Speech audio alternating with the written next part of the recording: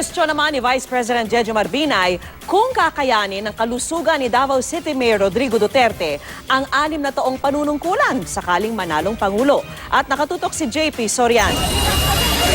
Bagong hamon ni Vice President Jejomar Binay, ilabas ni Mayor Rodrigo Duterte ang kanyang detalyadong medical record. Siguro Mr. Duterte, mag-issue ko naman kahit na certificate lang that you're in the peak of it. Magsasalita, macho.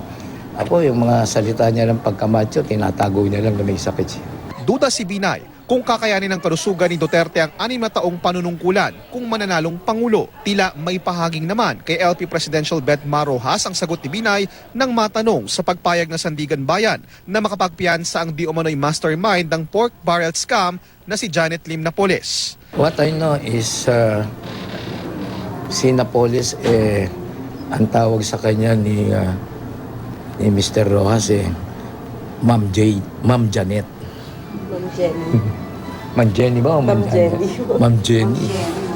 Nangampanya rin si VP Binay kasama ang ilan sa kanyang mga senatorial candidates sa Ozamis, Tangub at iba pang bayan ng Misamis Occidental.